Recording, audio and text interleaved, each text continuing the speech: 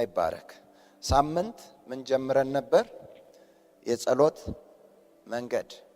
ጌታ ስሙ ይባረክ። ስለ መንገድ መግቢያውን አይተናል። ወደ ዋናው ነገር እንመጣለን። የሉቃስ ወንጌል ምዕራፍ 9 ቁጥር 29 ላይ ከ28 ጀምሮ ከዚህም ቃል በኋላ 8 ቀን ያህል ቆይቶ ጴጥሮስንና ዮሐንስን ያዕቆብንም ይዞ ይጸልይ ዘንድ ወደ ተራራ ወጣ። ሲጸልይም የፊቱ መልክ ተለወጠ፣ ልብሱም ተብለጭልጮ ነጭ ሆነ። እነሆም 2 ሰዎች እነርሱም ሙሴና ኤልያስ ከእርሱ ጋር ይነጋገሩ ነበር። በክብርም ታይተው በኢየሩሳሌም ሊፈጸም ስላለው ስለ መውጣቱ ይናገሩ ነበር። ነገር ግን ጴጥሮስና ከእርሱ ጋር የነበሩት እንቅልፍ ከበደባቸው። ነቅተው ግን ክብሩንና ከእርሱ ጋር ቆመው የነበሩትን ሁሉ ሰዎች አዩ። ከእርሱም ሲለዩ ጴጥሮስ ኢየሱስን አቤቱ በዚህ መሆን ለኛ መልካም ነውና አንድ ለአንተ አንድም ለሙሴ አንድም ለኤልያስ 3 ዳሶች እንስራ አለው። የሚለውንም አያውቅም ነበር። ይህንም ሲናገር ደመና መጣና ጋረዳቸው። ወደ ደመናውም ሲገቡ ሳሉ ፈሩ። ከደመናውም የመረጥኩት ልጄ ይህ ነው፣ እርሱን ስሙት የሚል ድምፅ መጣ። ድምፁም ከመጣ በኋላ ኢየሱስ ብቻውን ሆኖ ተገኘ። እነርሱም ዝም አሉ። ካዩትም ነገር በዚያ ወራት ምንም ለማንም አላወሩም ይላል። ጌታ ይመስገን። የጸሎት መንገድ የሚለውን አይተናል። አንድ ነገር ልበላችሁ፣ ከጎናችሁ ላለው ሰው የምትሉልኝ መንገድ ላይ ስላለህ እድል አለ በሉት። ማስተካከል የሚከብደው ተሰርቶ ያለቀን ነገር ነው በሉት። በስራ ላይ ያለን ግን ማስተካከል ይቀላል በሉት። አሁንም መንገድ ላይ ስለሆንክ ያንተን ነገሮች ማስተካከል ይቻላል። አልቆ ትደርሳለህ፣ ተስተካክሎ ትደርሳለህ፣ አምሮ ትደርሳለህ። ስትደርስ ለደስታ ይሆንልሃል። ስትደርስ ለረፍት ይሆንልሃል። ወደ ኋላም አትመለስም። መንገድ ላይ እስካለህ እድል ስላለ አጠናቀህ ትሄዳለህ። የጸሎት መንገድን አይተናል። ጸሎት ምን ማለት ነው? ሁሌ እንጸልያለን። ማቋርጥ ጸሎት አለ በሕይወታችን። ግን ለኛ ጸሎት ምንድን ነው? ዝም ብለን መቀመጥን ፈልገን የማያስቀምጡን ሁኔታዎች ይኖራሉ። አንዳንድ ጊዜ ሰው ዝም ብሎ እንዳይቀመጥ የሚያደርጉት ሁኔታዎችም እንድትጸልዩ ያደርጋችኋል። ነገሮች እንድትጸልዩ ያደርጓችኋል። ፍላጎታችሁ እንድትጸልዩ ያደርጋችኋል። ከውስጥ ከውጭ ያሉ ጥያቄዎቻችሁ እንድትጸልዩ ያደርጓችኋል። ግፊት ይፈጥራሉ። ግን እነሱ ግፊት ስለፈጠሩብን ነው የምንጸልየው ወይስ ጸሎት ለኛ ምን እንደሆነ አውቀነው ነው?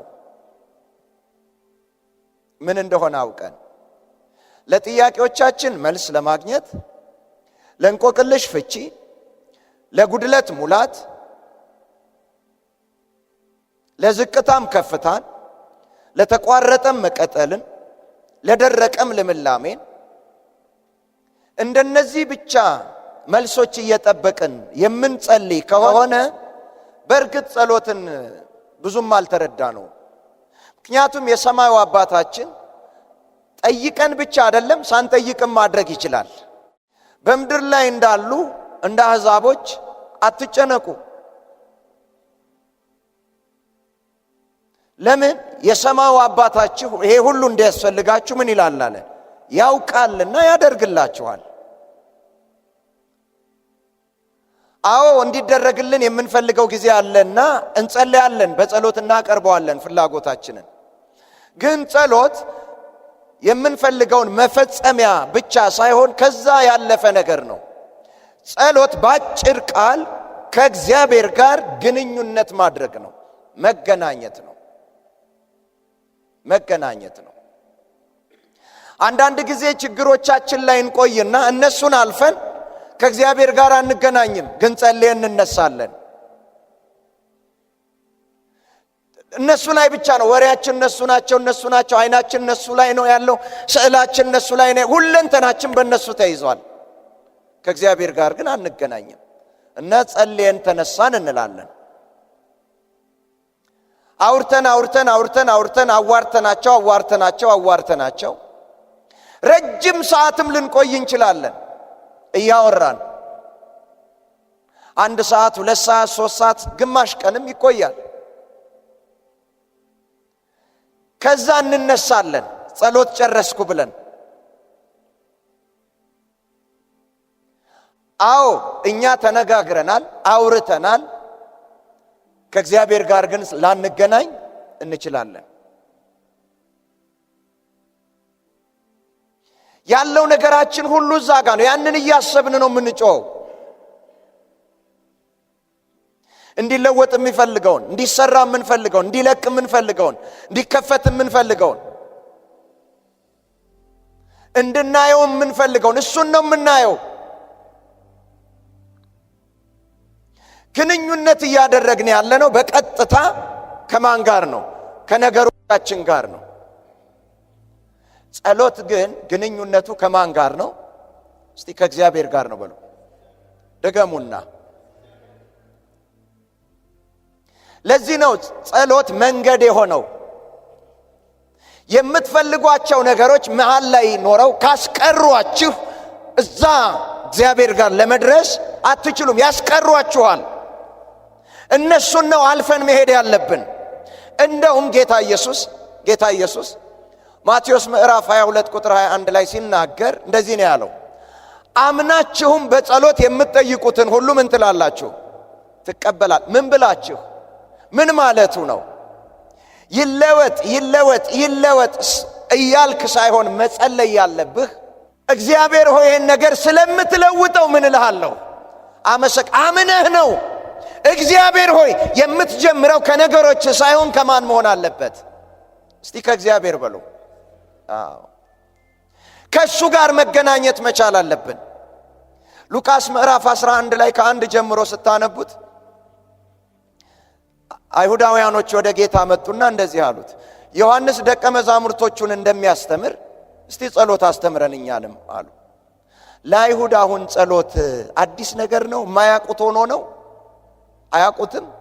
ጨዋሂ ናቸው እኮ እነሱ፣ በጨዋት ነው የሚታወቁት፣ የጸሎት ሰዎች ናቸው። እንደ አዲስ እንደገና እንዴት ነው አስተምረን ያሉት? ክፍተት እንዳለ ያውቃሉ፣ እንዳልተገናኙ ያውቃሉ፣ ዛጋ እንዳልደረሱ ያውቃሉ፣ ህብረት እንዳላደረጉ ያውቃሉ፣ መንገድ ላይ ገና እንደሆኑ ያውቃሉ። ከዛ ኢየሱስም እሺ ላስተምራችሁ አለ። ላስተምራችሁ አለና አዎ በሰማይ የምትኖር አባታችን ሆይ። ከማን ጋር ጀምሩ? መጀመሪያ ከማን ጋር ተገናኙ? ውስጣችሁ ስዕላችሁ ማን ጋር ይሆን? እግዚአብሔር ጋር። በሰማይ የምትኖር አባታችን ሆይ ስምህ ይቀደስ። ከዛ መንግስትህ ምን ትበል? ትምጣ። ከእርሱ ጋር ህብረት አድርጉ፣ እሱን ባርኩ፣ እሱን አመስግኑ። ከዛ ሊሰራላችሁ የሚችለው የመንግስቱ ኃይል ደግሞ ወደ ማን ይምጣ? እናንተና እግዚአብሔር ተገናኙ። እግዚአብሔርና የእግዚአብሔር ኃይልና ነገሮቻችሁ ይገናኙ። ጌታ ስሙ ይባረክ። ለውጥ ይመጣል። እኛና ማን እንገናኝ? እኛና እግዚአብሔር እንገናኝ። የእግዚአብሔር ኃይልና የመንግስቱ ጉልበትና ነገሮቻችን ደግሞ ምን ይበሉ? ይገናኙ። እኛ ነገሮቻችን ብቻ እየተገናኘን ከእግዚአብሔር ጋር ሳንገናኝ፣ እኔ ስሜ መስፍን ነው ታውቃላችሁ፣ መስፍን ነው። የምን ስሜ? ስጋዊ ማንነቴ ስሜ መስፍን ነው። ሌላ ደግሞ ማንነት አለኝ። ማን? ፓስተር መስፍን። መስፍንን ማግኘትና ፓስተር መስፍንን ማግኘት ይለያያል፣ በጣም ይለያያል። መስፍንን አግኝቶ አይጠቀምም። ፓስተር መስፍንን ካገኘ ይጠቀማል። እየሰማችሁ ነው? በደንብ ስሙኝ፣ አሳያችኋለሁ። እኔና እሱ ለመቀራረብ፣ እሱ ወይም ወደ እኔ፣ እኔም ወደ እሱ ለመምጣት ምን ማድረግ አለብን? መሄድ አለብን። ጸሎት ምንድነው ብያችኋለሁ? ጉዞ ነው፣ መንገድ ነው። ለዚህ ነው የጸሎት መንገድ ብለን የጀመርነው። መንገድን በደንብ ሳምንት አይተነዋል፣ ምን ምን እንዳካተተ። ጸሎት ግንኙነት ነው። እሱ ወደኔ መምጣት ከፈለገ በአካል እኔ ጋር የሚደርስበትን ያህል ልክ በመንፈስ ማጋ መምጣት አለበት፣ እኔ ጋር መምጣት አለበት። አሁን ለምሳሌ ላሳያችሁ። መስፍን ጋር ና እስቲ እና ሰላም በለኝ። መስፍንን ሰላም አለ። ተባረክ ሂድ። አገኘው አይደል መስፍንን። አሁን ፓስተር መስፍን ጋር ደግሞ ይመጣል። ማጋ ይመጣል። በደንብ ማሳያችሁ ሚስጥር አለ። አሁን ፓስተር መስፍንና አገኘው ና።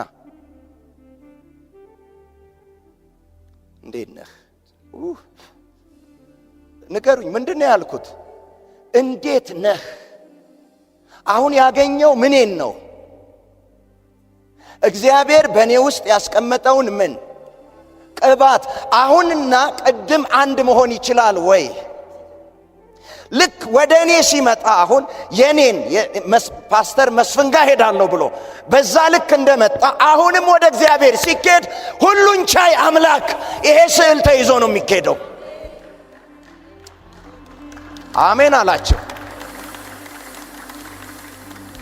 እንዲሁ ለማለት አይደለም የሚመጣው። አሁን ፓስተር መስፍን ጋር መጣው ሲል ፓስተር መስፍን ምን ያለ ነው?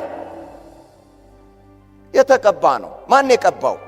ማን አለ በውስጡ? እግዚአብሔር አለ በውስጡ። ከመስፍን ምንም አያገኝም። ምንም። እንደውም ከሱ የደከመ ነገር ሊኖረው ይችላል። ሊያገኝ የሚችለው ከማን ነው? ምን እያለ ነው መምጣት ያለበት ሲመጣ? እየሰማችሁ ነው? አዎ፣ እግዚአብሔር እሱ ጋር ስለኔ ያስቀመጠው ነገር አለ፣ የማገኘው ነገር አለ ስል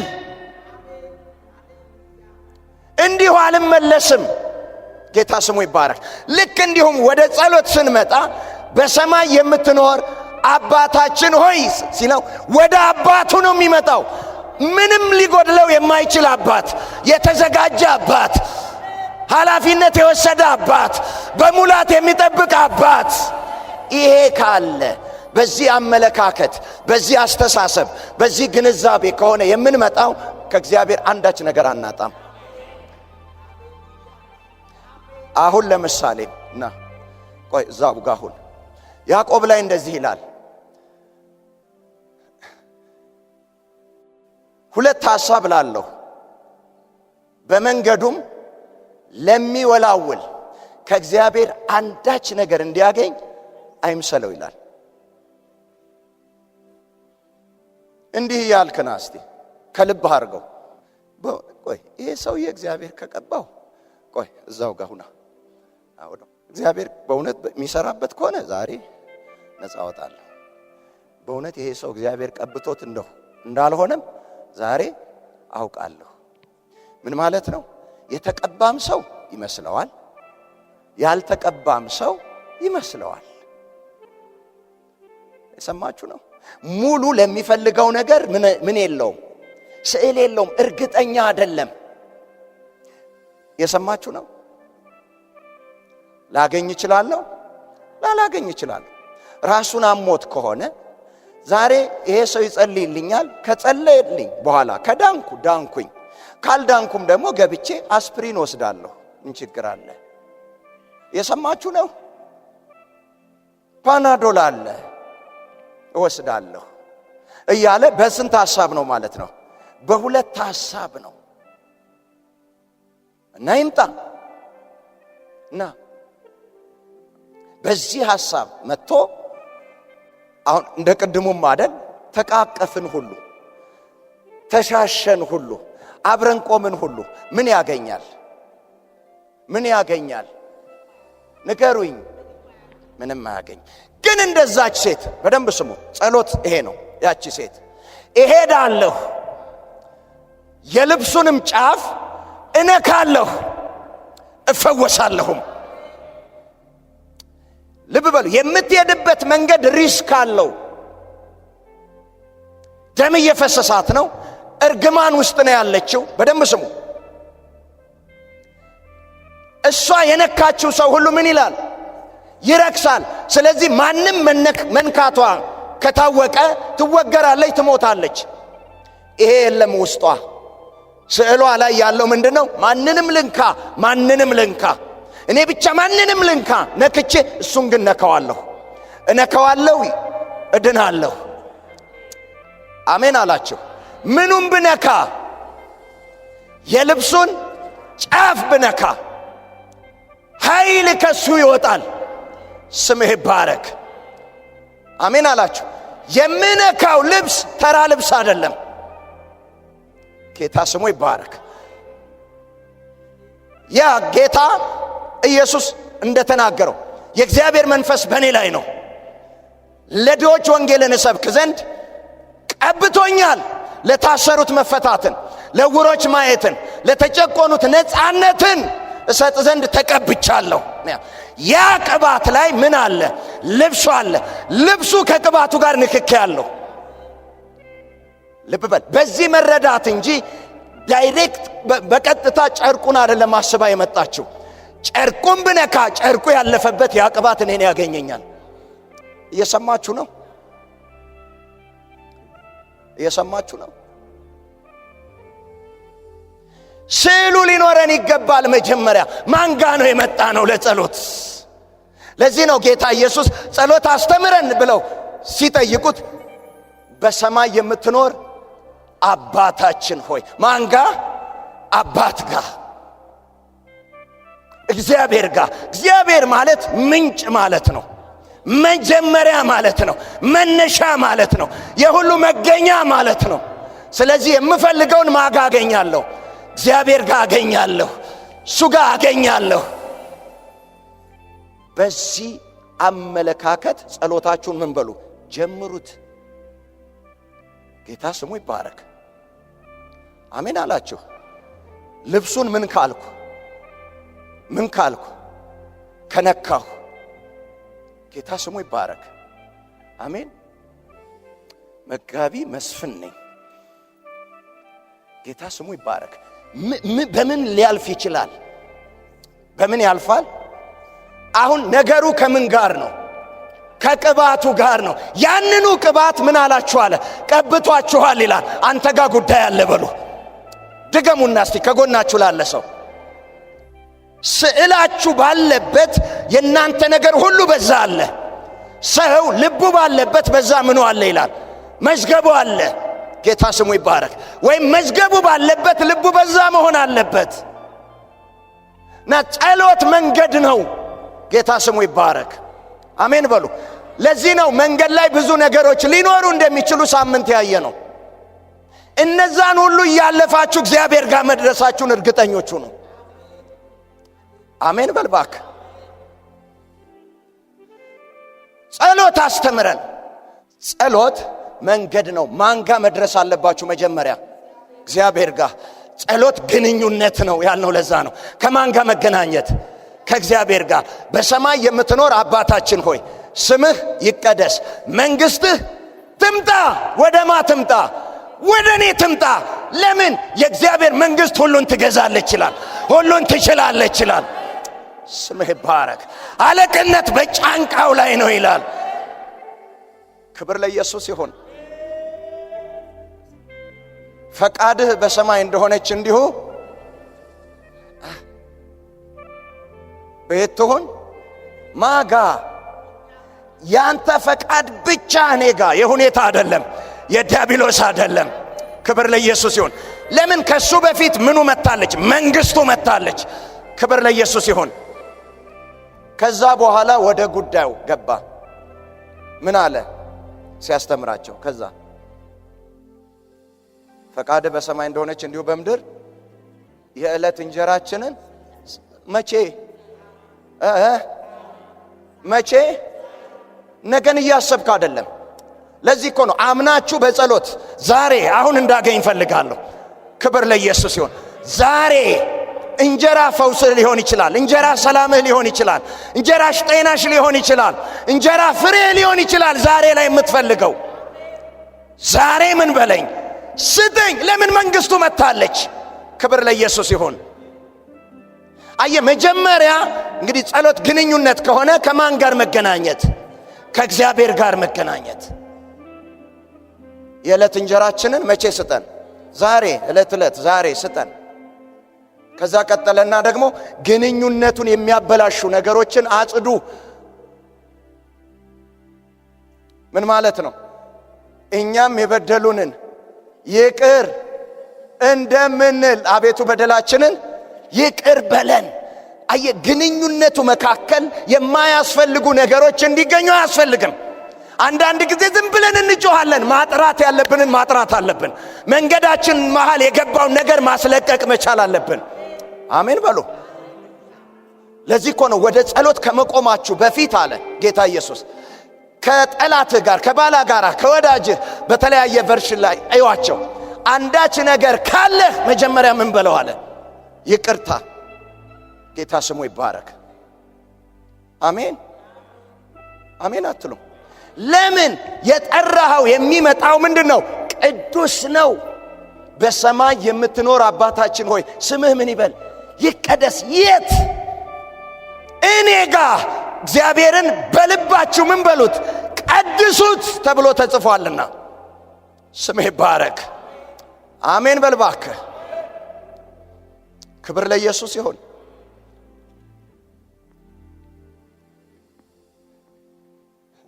የሚቀየረውን ነገር እያሰባችሁ እሱኑ እያውጠነጠናችሁ እሱ እያስጨነቃችሁ የእሱ ታላቅነት ብቻ እየታያችሁ 24 ሰዓት ብትጸልዩ ማንን አላገኛችሁትም? እግዚአብሔርን አላገኛችሁትም። ሲጀምርም እኛ ነገሮች እንዲያጸልዩን ሳይሆን እግዚአብሔር የፈቀደው እምነት እንዲያጸልየን ነው። አምናችሁም በጸሎት የምትጠይቁትን ሁሉ ነው ያለው። ለመጠየቅ የሚያነሳሳህ ሁኔታ ሳይሆን ምን ይሁን? እምነት ይሁን። ምን ችግር አለ እዚህ ጋር ባይኖረኝ አባቴ እጅ ላይ አለ? ምን ችግር አለ እኔ ባልችል ስለኔ የቻለ ኢየሱስ አለ። ስለኔ የሚቆም ጌታ አለ አለኝ። እኔ እግዚአብሔር አለኝ፣ አባት አለኝ። ከዚህ ተነሳ። መጀመሪያ በጸሎት ውስጥ ማንን አገኝ? እግዚአብሔርን አገኝ። ስታገኘው ቅድም ያልኳችሁ እኔና ታሜ ተገናኘን። እዚህ ጋር መጀመሪያ ቆሞ ነበር፣ እየመጣም ነበር። ስንገናኝ የነበረው ህልውናና እዛ ቆሞ የነበረበት መንገድ ላይ ይሰማው የነበረው አንድ ነው ወይ? አንድ አይደለም፣ አንድ አይደለም። እግዚአብሔርን ስታገኝ ህልውና ውስጥ ትገባለህ፣ መገኘት ውስጥ ትገባለህ። አንድ ደስ የሚል ዝማሬ አለ፣ እንዘምረዋለን ብዙ ጊዜም እዚህ። እንኳን ልጠይቀው ራሴን ምን አልኳል? ምን ውስጥ ተገብቶ አይ አገኛል። ዛሬ በቃ እግዚአብሔርን አገኘዋለሁ ጠይቀዋለሁ ብለን መጣን። እንዳልነው ነው የመሰለን። እዛ ሆነን ሌላ ነው አትሞስፌሩ። እሱ ጋር ሲደረስ ግን ራሴን ምን አልኳል? ሳትኩኛል። እንኳን ልጠይቀው። ለካስ ከሱ ጋር ዝም ብሎ መኖር ምንን ያስረሳላል? አየህልውና ውስጥ ስትገባ፣ መገኘት ውስጥ ስትገባ፣ ከሱ ጋር ግንኙነት ሲኖርህ። አሜን አሜን አላቸው። ደግሞም ስትሄድ እንዲሁ አይደለም የምትሄደው። ህልውናውን ተካፍለህ ትሄዳለህ። ኃይል ለብሰህ ትሄዳለህ። ጸጋ ለብሰህ ትሄዳለህ። ክብር ለኢየሱስ ይሁን። በርትተህ ነው የምትሄደው። እንደመጣህ አትመለስም። እኛ ብዙውን ጊዜ የምናተኩረው ነገሮቻችን ላይ ነው። አዎ ነገሮች ይቀየራሉ፣ እውነት ነው። ግን እኛን መቀየር የሚችለው ወይም እኛ የምንቀየረው ከሱ ጋር ስንገናኝ ነው። እግዚአብሔርና ነገሮቻችሁ ከተገናኙ ይቀየራሉ እነሱ። እናንተ ግን ባላችሁበት ነው የሚያስፈልገው። ከነገሮች መቀየር ይልቅ የኛ መቀየር፣ አሜን፣ የኛ መለወጥ፣ የኛ ከፍ ማለት። ስለዚህ የምንቀየረው ነገሮቻችን ሲቀየሩ ሳይሆን እኛ ስንነካካ እንቀየራለን። ሮሜ ምዕራፍ 11 ላይ እንደዚህ ይላል፣ 8:11 ላይ ክርስቶስ ኢየሱስን ከሞት ያስነሳው መንፈስ በእናንተ ውስጥ ቢኖር ለሚሞተው ሰውነታችሁ ምንን ይሰጣላል? እስቲ ደገሙ። የሚሞተው ነገራችን እየሞተ ሳለ ማየት ይከብዳል። ግን በጣም ከባዱ ከዛ መንፈስ ጋር ለመገናኘት ነው። ከተገናኘህ ትንሣኤ ይሆናል። ራሃዲ ለሃዳባ አሜን በልባክ። እስቲ ትንሣኤ ይሆናል በሎ፣ ለውጥ ይሆናል በል፣ መነሳት ይሆናል በል። እስቲ ከእግዚአብሔር ጋር መገናኘት ማንን ይቀይራል? እኛን። እግዚአብሔርን ከነገሮቻችን ጋር ብቻ ማገናኘት ምኖችን ይቀይራል? ነገሮችን ይቀይራል። ጸሎት ግን ትልቁ ነገር ለኛ ነው። የእግዚአብሔር ደግሞ ትልቁ ሐሳብ ትልቁ ፈቃዱ እኛን ምን ማለት ነው? መቀየር፣ ማብቃት። አሜን በሉ። ጴጥሮስና እኮ ጓደኞቹ በታንኳ ላይ ሲሄዱ ባናወጣቸው ጊዜ ውሃውን ጸጥ በል ማለት እኮ ይችላል። የሚቀየረው ማን ነው ማለት ነው? ውሃው ነው የሚቀየረው። ውሃው ማዕበሉ እንዳለ ግን ጴጥሮስና አለው በፊት መራመድ ስለማይችል ነው፣ ማቆምም ስለማይችል ነው። አሁን ግን በውሃው ላይ ተቀየረ? ጴጥሮስ ተቀየረ። በውሃው ላይ መሄድ ጀመረ። በተግዳሮቱ ላይ የሚያስኬድ ብቃት ሰጠው። አየ ከጌታ ጋር ስንገናኝ ብቁ ያደርገናል። አሜን በልባክ። እስቲ አሜን በል። አየ የሚቀጥለውን እምነት ይኖርሃል። ራስ በጌታ ስም ዲል ታደርገዋለህ።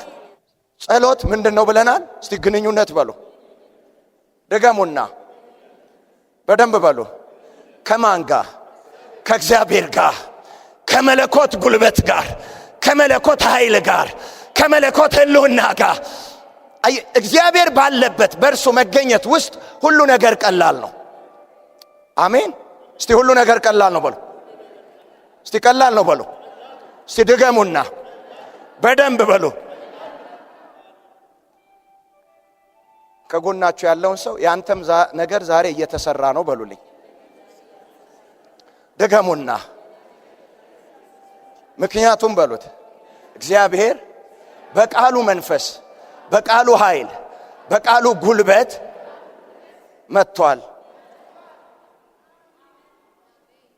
ጌታ ስሙ ይባረክ።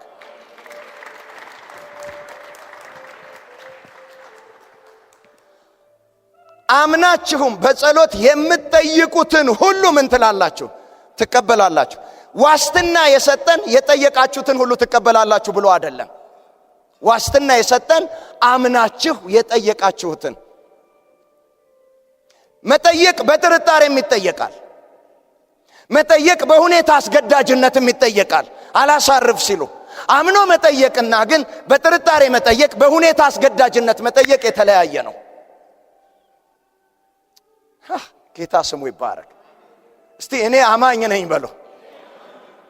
ጸሎቴ በእግዚአብሔር ዘንድ ሲሰማ እምነት ነው፣ ጥርጥር አይደለም። አምናችሁ በጸሎት የምትጠይቁትን ለጥያቄያችሁ የመልስ ስዕል ይዛችሁ እንግዲህ ልብ በሉ፣ ልብ በሉ። አምናችሁ በጸሎት የምትጠይቁትን ሁሉ ካለ፣ አምናችሁ በጸሎት የምትጠይቁትን ሁሉ ካለ፣ ወደ እግዚአብሔር ጸሎቱን ይዘን ስንመጣ ጥያቄውን እያሰብን ነው ወይስ መልሱን እያሰላሰል?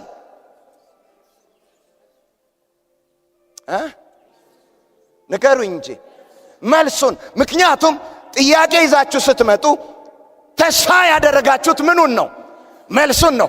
እምነትም ይላል ተስፋ ያደረግነውን ነገር ምን የሚል የሚያስረግጥ። ስምህ ይባረክ።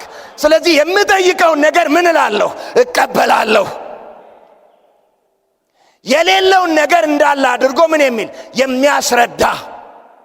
ያለው ችግሩ ነው፣ የሚጠበቀው ግን ተስፋ የተደረገው መልሱ ነው። ያለው ችግሩ ነው፣ የምትጠባበቁት ግን ምንድነው? መልሱን ነው። እነዚህን ታቀርባላችሁ እንጂ የምታስቡት የምታሰላስሉት ምናችሁን ነው? መልሳችሁን ነው። ልብ በሉ። ጌታ ኢየሱስ ማናችሁንም ሲጠራ ያለ ኃይል አልጠራችሁም። ለደቀ መዛሙርቶች ሁሉ ምንድነው የሰጠው? ኃይል። እንደውም ኃይልን እስክትቀበሉ ድረስ ምን አትበሉ? አትውጡ። እያንዳንዱ አማኝ ውስጥ የመንፈስ ቅዱስ ኃይል አለ። እናንተ ውስጥ አለ። አሜን አለ። የማንም አገልጋይ ጥገኛ አላደረገንም። እያንዳንዳችን ጋር በቂ ኃይል አለው። መንፈስ ቅዱስ ሙሉ ነው። ስምህ ይባረክ። አሜን። ግን እንዴት ነው የሚወጣው ያ ኃይል? ያንን ኃይል የሚያወጣው እምነት ነው። ጌታ ስምህ ይባረክ። ምን ያወጣዋል? እምነት። ልመልስላችሁ። ያቺ ሴት የልብሱን ጫፍ ብነካ ምን እላለሁ አለች? ፈወሳለሁ ብላ በልቧ ምን አለች? አመነች። መታ ስትነካው ጌታ ኢየሱስ እንዲህ አለ፣ ኃይል ከኔ ወጣ አለ። የሚያጋፉት ብዙ ነበሩ። ሁሉም ጥያቄ አለበት፣ ሁሉም ችግር አለበት፣ ሁሉም የሚፈልገው ነገር አለ። ግን ማናቸውም አልተቀበሉም። ግን እየነኩት ነበር። በምን አልነኩትም? በእምነት አልነኩትም። በእምነት አልተገናኙም። የሰማችሁ ነው። ልጄ ሆይ አላት ጌታ ኢየሱስ፣ እኔን ነክተሽ አለመፈወስ ትችያለሽ አለ። አንቺ እኔ እኮ ምንም በስጋ በመጣ ፈጣሪሽ ነኝ። ያንቺን እኮ ሰውነት የፈጠርኩ እኔ ነኝ። ብሉ ፕሪንትሽ እኮ በእጄ ነው ያለው። የቷን መንካት እንዳለብኝ አውቃለሁ። በቃ እንደዛ አለ እንዴ? አላለም። ስለ ራሱ እንደውም የተናገረው ምንም ነገር የለም። እምነትሽ አድኖሻል ያላት። ጌታ ስሙ ይባረክ። እምነቷ ከምን ጋር አገናኘው? ከኃይል ጋር። አንተ የሚገርም እኮ ነው። ኃይል ከኔ ውስጥ ወጣ አለ። ስምህ ይባረክ። አሜን። ኃይል ሲወጣ ታውቆኛል አለ። ኃይልን ከውስጡ ያወጣው ምንድን ነው? አየ እንግዲህ ምን እያለች ነው እሱ ወደ እሱ የመጣችው? እየጸለየች። ጸሎት ምንድነው አልኳችሁ? ግንኙነት። ከማን ጋር መገናኘት? ከእግዚአብሔር። በምን መገናኘት? በእምነት መገናኘት። ሃሌሉያ። እስቲ ዛሬም በሉ፣ በጸሎቴ ከእግዚአብሔር ጋር እገናኛለሁ። ከእግዚአብሔር ጋር ስገናኝ እግዚአብሔርን የምነካው በእምነቴ ነው። አየ ጸሎት ምንድነው ብለናል? ከእግዚአብሔር ጋር ምን ማለት? መገናኘት እንጂ እግዚአብሔርን ከነገሮቻችሁ ጋር ማገናኘት አይደለም። የመጀመሪያው እኛ ከማን ጋር መገናኘት ነው? ከእግዚአብሔር ጋር ከተገናኘን የእግዚአብሔር ኃይልና ነገሮቻችን ምን ይላሉ? ይገናኛሉ። ልብ በሉ። ትንቢተ ሕዝቅኤል ላይ ልውሰዳችሁ 37 ላይ እግዚአብሔር ሕዝቅኤልን ጠራው፣ ሸለቆ ውስጥ አስገባው። የደረቁ አጥንቶች ደግሞም የተለያዩ አሳየውና ሕዝቅኤል ነብይ አይደለህ? የኔ ነብይ እኮ ነህ። ባሪያ አይደለህ? አሰራሬን ታውቅ የለ? አስለምጄ የለ? እነዚህ አጥንቶች በእውነት በሕይወት ይኖራሉ አለው። ጌታ ሆይ አንተ ታውቃለህ አለ። አሁን ምን ማለት ጀመሩ? እግዚአብሔርና ሕዝቅኤል መነጋገር ጀመሩ። ተገናኝተዋል። አጥንቶች ከማንም ጋር አልተገናኙም። ግን ምን ይላሉ? ይሰማሉ። እስቲ ይሰማሉ በሉ። አንተ አጥንት ይሰማል እኮ አንተና እግዚአብሔር ስታወራ። የደረቀ ነገር ይሰማል እኮ፣ የሞተ ነገር ይሰማል እኮ፣ ያበቃለት ነገር ይሰማል እኮ። አሜን በል እባክህ። ስምህ ይባረክ። ብቻ እኛና እግዚአብሔር ምን እንበል? እንገናኝ። አንድ ነገር ይሆናል። ዛሬ በል እባክህ እኔና አምላክ እግዚአብሔር፣ የሰራዊቱ ጌታ እግዚአብሔር እንገናኛለን። በእኔ ሕይወት አንድ ነገር ይሆናል። አሜን። ከዛ ዝም ብለው ማውራት ጀመሩ። ማናማ? እግዚአብሔርና ሕዝቅኤል ማውራት ጀመሩ። እግዚአብሔር እኮ አይደለም የሚናገራቸው። ለሕዝቅኤል እንደዚህ ያለ፣ ሕዝቅኤል እናንተ አጥንቶች እግዚአብሔር የሚለውን ስሙ በላቸው አለው። ሕዝቅኤልም ሄደና ለማ አለ እንዴ? አባ ሰው አለ እንዴ? እግዚአብሔር ለማ ልንገር? ለማን ነው የሚለው? ለአጥንቶች ሄደ ንገራቸው ሲል እግዚአብሔር የሚለውን ስሙ ሲላቸው አጥንቶች እግዚአብሔርን ሊሰሙ እንደሚችል አምኗል። ስምህ ይባረክ። አሜን በል እባክህ። እስቲ እግዚአብሔር ሲናገር በል። የማይሰማ የለም በል። የማይለወጥ የለም በል። ስምህ ይባረክ። የእግዚአብሔርን ቃል ስሙ አላቸው። ከዛ ምን አላቸው? በሕይወት ትኖራላችሁ አላቸው። እስትንፋስ አገባባችኋለሁ፣ ቁርበት ትለብሳላችሁ። እንደውም የሚገርም እኮ ነው። የምስራቅን ንፋስ ምን በላለው? ጥራ አለው። ንፋስ ስንት ዓለም እኮ ከመበስበስም ከመፍረስም ከዛ ከመጀመሪያ ከሞት ጅማሬ ንፋስ እኮ ያልፍባቸዋል። ከምስራቅም ይምጣ ከሰሜንም ይምጣ ከምንም ያልፍባቸዋል። አሁን እንደ አዲስ የምስራቅ ንፋስ መጥተ በላያቸው ላይ ምን በል ንፈስባቸው። ንፋስ ከዛ በፊት አግኝቷቸው አያውቅም ወይ? ያውቃል። አሁን ግን በንፋስ ውስጥ ማን ሊመጣ ነው? እግዚአብሔር ሊመጣ ነው። በማትጠብቀው ነገር ውስጥ እግዚአብሔር ይመጣል። ያንተን ነገር ይሰራዋል። ያንተን ነገር ያበጀዋል። ይመጣል እግዚአብሔር። ስምህ ይባረክ። በጣም የሚገርመው ባጭሩ እኔ እዛ ውስጥ አልገባም። ወዲያው ምን ሰማሁ አለ? ድምጽ ሰማሁ ሲንኮሻኮሽ አለ። አጥንት ከአጥንት ጋር እየተፈላለገ እንግዲህ ያንዱ እኮ እዛ ሊሆን ይችላል፣ ያንዱ ደግሞ ግጣሚ ሆዳ ሊሆን ይችላል። በምን አውቀው ተገናኙ? አንዱ ያንዱ ቦታስ እንዴት ገባ? ለምን ቁርጭምጭሚት ላይ አልመጣም? ተለያይተዋል እኮ ሁሉም። እንዴት በሰልፍ መደርደር ጀመሩ? ክብር ለኢየሱስ ይሁን። እግዚአብሔር መጥቷል በሉ እስቲ። የኔ ነገር ቅርጽ ይዛል በሉ፣ ይስተካከላል በሉ ባካችሁ። ሃሌሉያ አሜን በሉ ባክ። አየህ የደረቀ አጥንት እያየ በሕይወት ትኖራላችሁ። እስትንፋስ ይገባባችኋል፣ ቆዳ ትለብሳላችሁ፣ ስጋ ታወጣላችሁ፣ ጅማት ይሆናል፣ ሰራዊት ሆናችሁ ትቆማላችሁ እያለ ሲናገር አቴንሽን የሰጠው ለእግዚአብሔር እንጂ ለሚያየው ለደረቀ አጥንት አይደለም። እየሰማችሁ ነው? አልፏቸው ነው የሚያወራው። ክብር ለኢየሱስ ይሁን። ከነሱ ጋር ግብግቡን አቁሞ ለነሱ መናገርን ትቶ ከዛ እየሰማ ይናገራል። አየ ለምን? መጀመሪያ እሱን አግኝቶታልና። እግዚአብሔርን ካገኘህ መፍትሄ በእጅህ። እስቲ መፍትሄ በእጅህ በሉ ደጋሙና። እግዚአብሔር የጥያቄ ሁሉ መልስ ነው በሉ ደጋሙና። በደንብ በሉ ባካችሁ፣ በደንብ በሉ።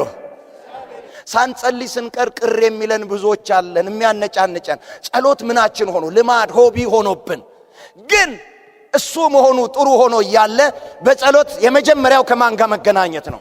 ከእግዚአብሔር ጋር መገናኘት። ይሄ ግንኙነት ሁለት ነገር ይፈልጋል። እሷን ብቻ ልናገርና እንጨርሳለን። አንደኛ መንቃት። እስቲ መንቃት በሉ ደገሙና። ኮንሽስ መሆን፣ ማስተዋል።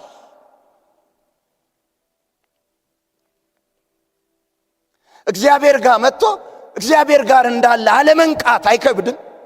አለማስተዋል አይከብድም? የእግዚአብሔርን ሕልውና አለማወቅ አለማግኘት አይከብድም? የነቃ ግን ያስተውላል። የነቃ ግን ይረዳል። የነቃ ግን ያንን የደረሰበትን አትሞስፌር በቀላሉ መለየት ይችላል። የሰማችሁ ነው? እስቲ በነቃ ማንነት ከጌታ ጋር እገናኛለሁ በሉ። ካልነቃችሁ አይጠቅማችሁም፣ እነግራችኋለሁ። ኤፌሶን ምዕራፍ 5 ላይ እንደዚህ ይላል፣ አንተ የምትተኛ ንቃ። 5:14 ላይ ክርስቶስም ያበራልሃል። የክርስቶስን ብርሃን የምታየው ምን ስትል ነው? ስትነቃ ነው። እየሰማችሁ ነው? እየሰማችሁ ነው ወይ? ክርስቶስ ምን ይልልሃል? ያበራልሃል። ብርሃኑን ማየት ትችላለህ። በብርሃኑ መጠቀም ትችላለህ። ምን ስትል? ስትነቃ። ልብ በሉ። ብርሃን የሚጠቅመው ለተኛ ሳይሆን ለነቃ ነው። ከዚህ በፊትም ብያችኋለሁ። ለምንድን ነው እቤት ማታ መብራት በሙሉ አጠፋፍታችሁ የምትተኙት? ስተኙ አትጠቀሙበትም። ለምን? ስለምትተኙ። ብርሃን የምንጠቀመው ምን ስንል ብቻ ነው? ስንነቃ ብቻ ነው። ለነቃ ሰው ነው ብርሃን የሚያስፈልገው። ለተኛ ብርሃን አያስፈልገውም። አንተ የምትተኛ ምን በል? ንቃ። ጌታ አጠገቡ ነው መኝታ። በኢየሱስም ከዚህ እግዚአብሔር ይጠብቃችሁ፣ ከድንዛዜ እግዚአብሔር ያውጣችሁ። እግዚአብሔር ስለሆነ ብቻ እንጂ ዘፍጥረት ምዕራፍ 28 ላይ ልውሰዳችሁ። ወደ ላባ ሲሄድ ሎዛ ጋር ደረሰና መሸበት። ሕግ ነው የከተማይቱ። 12 ካለፈ በር ይዘጋል። ተዘጋ። መመለስ አይችልም፣ ሩቅ ነው። የሚያስመልስም ነገር የለም። ሞት ይጠብቀዋል የኤሳው። መግባትም አይችልም። ሌላም መሄጃ የለውም። የግድ እስኪነጋ ድረስ ድንጋይ ተንተርሶ እዛ ምን ማለት ነው ሲተኛ እዛ የተኛበት ምክንያት ሎዛ በሯን ምን ስላለች ነው? ስለዘጋች ነው። መግባት ስለማይችል ነው። ለያዕቆብ ነው በሯ የተዘጋው። በሩ ሊዘጋበት የማይችል የሰራዊቱ ጌታ ግን እሱ ጋር መጣ። ሌሊት መጣ። የማይዘጋበት የማይመሽበት የማይረፍድበት ጌታ ስሙ ይባረክ። መጣና በራእይ ያሳየው። ሲያይ መሰላል ተዘርግቶ መላእክቶች ሲወጡና ሲወርዱ ወደ ማንና ወደ ማ ማለት ነው? አላወቀም አልነቃም እንጂ ወደ እሱና ወደ እግዚአብሔር ነው የሚመላለሱት። አይገርምም? የእግዚአብሔር ሕልውና አለ። መላእክቶች መጥተዋል። ሰውየው ግን ምን ብሏል? ተኝቷል፣ አልነቃም። እግዚአብሔር ከመተኛት ይጠብቅህ በሉት። በሉ ባካቸው ድገሙና እግዚአብሔር በሕልውናው ሲመጣ በሉ፣ በመገኘቱ ሲመጣ አልተኛም። ከዛ ምን ሆነ? እግዚአብሔር ማውራት ጀመረ። ያ ብቻ አይደለም፣ የተናገርኩህን ሁሉ እስካደርግልህ ድረስ አልለቅህም አልተውህም አለው።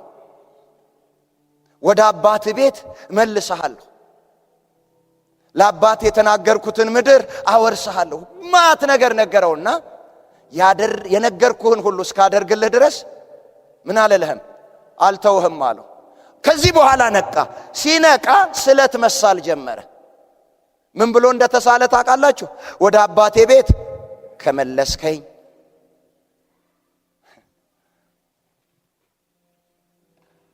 የሰማችሁ ነው። ካበላኸኝ፣ ካጠጣኸኝ፣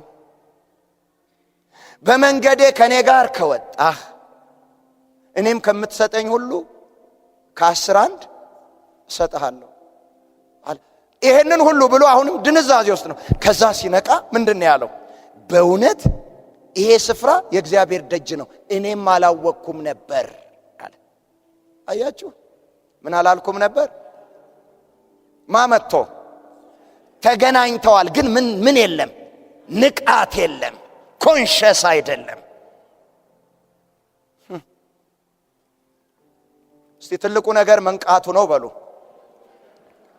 ድገሙና እግዚአብሔር ያላገኘውም እግዚአብሔር እንዳገኘው ያልነቃም ያላወቀም ልዩነት የላቸው።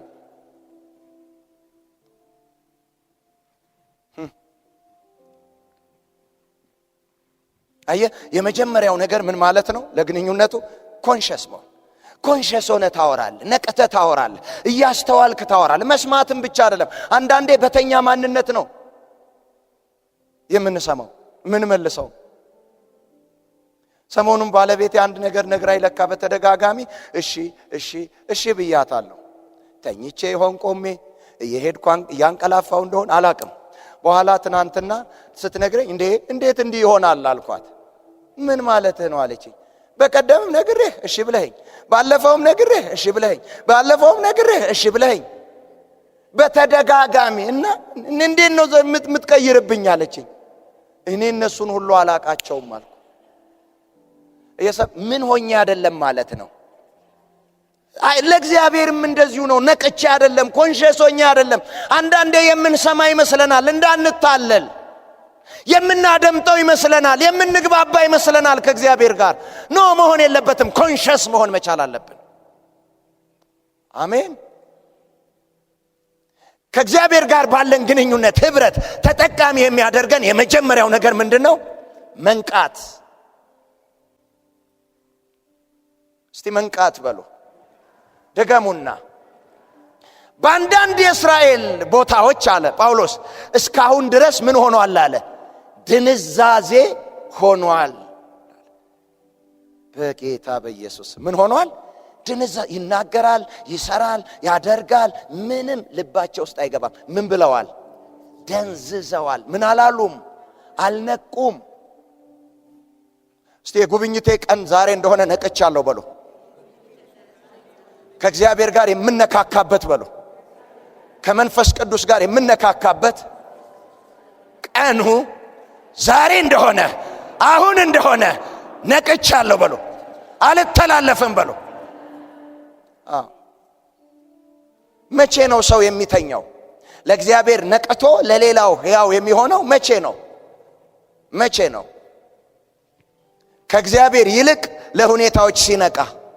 ኮሽ ያስደነግጠዋል እኮ አንዳንድ ሰው እግዚአብሔር ህልውና መጥቶ ግን ምንም ያስደነግጠዋል። እዚህ ጠቅ ስታደርገው የእግዚአብሔር ህልውና ውስጥ እንዳለ ግን ረስቷል። አሁን እንኳን በዚህን ሰዓት እንዲህ ወጋ ጠቅ የሚያደርጋችሁ ሰዎች ካለ ያንን ካደመጣችሁ ለዛ ነገር እንጂ ለእግዚአብሔር አልነቃችሁም። እግዚአብሔር እኮ አለ። እስቲ እግዚአብሔር አለ በሉ ደገሙና አንድ ጊዜ። አየህ የመጀመሪያው ምንድነው የሚያስፈልገው?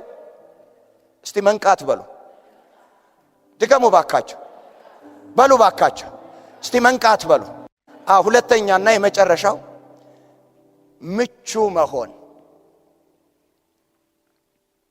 አንዳንድ ጊዜ ሰው ለስጋዊ ነገር የበለጠ ምቹ ነው ማለት ተመቻችቷል። ስጋዊ ነገር፣ ዓለማዊ ነገር በቀላሉ በሱ ውስጥ ማለፍ ይችላል። ከዛ ጋር መግባባት ይችላል። ለመንፈሳዊው ዓለም ምቹ መሆን በጣም ነው የሚያስፈልገው።